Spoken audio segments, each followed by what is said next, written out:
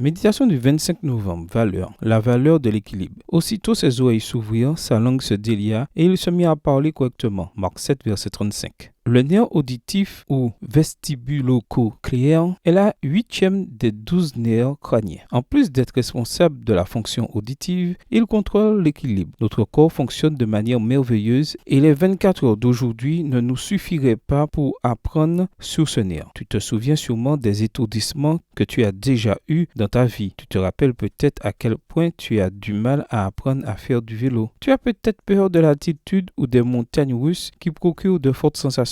Dans toutes ces situations, le système vestibulo-cochléaire est impliqué. Le plus intéressant est que ces sensations fortes et gênantes ne sont dues qu'à quelques centimètres cubes de liquide provenant des canaux semi-circulaires qui bougent les petits poils recouvrant la cochlée. Souvent, dans notre vie spirituelle, nous avons un déséquilibre interne qui entraîne des manifestations externes. L'une des conséquences est que l'on a tendance à parler plus qu'à écouter. Peut-être que, comme dans le cas de l'homme sourd de cette histoire, Jésus doit nous ouvrir les oreilles pour que nous puissions entendre ce qu'il a à nous dire. Ainsi, nous pourrons témoigner de notre rencontre avec lui. Probablement, l'une des premières choses qu'a attendu ce sourd-muet a été la voix de Jésus. Et l'une des premières choses qu'il a racontées a été l'histoire de sa guérison. Peut-être marchons-nous debout sans problème, sans vertige et sans douleur d'oreille. Mais nous devons recevoir le fruit de l'esprit, de la maîtrise de soi, de la tempérance et de l'équilibre dans tous les domaines de notre vie. L'homme ou la femme qui garde l'équilibre de son esprit lorsqu'il est tenté de laisser libre cours à la colère a plus de valeur aux yeux de Dieu et des anges du ciel que le plus illustre général qui ait jamais commandé une armée et qui l'a conduite à la victoire. Un empereur célèbre a pu dire sur son lit de mort: de toutes mes conquêtes, une seule me procure aujourd'hui du réconfort, la victoire que j'ai remportée sous mon propre tempérament impétueux. Alexandre le Grand et César ont trouvé qu'il était plus facile de dominer le monde que de se dominer eux-mêmes. Après avoir conquis une nation après l'autre, l'un a été victime de l'intempérance, l'autre d'une folle ambition. Extrait du livre Élever l'enfant, chapitre 13, page 99, livre écrit par Ellen G. White. Dieu veut nous aider aujourd'hui et accomplir ce miracle dans nos vies aussi. Bonne journée à toi et que le Seigneur te bénisse.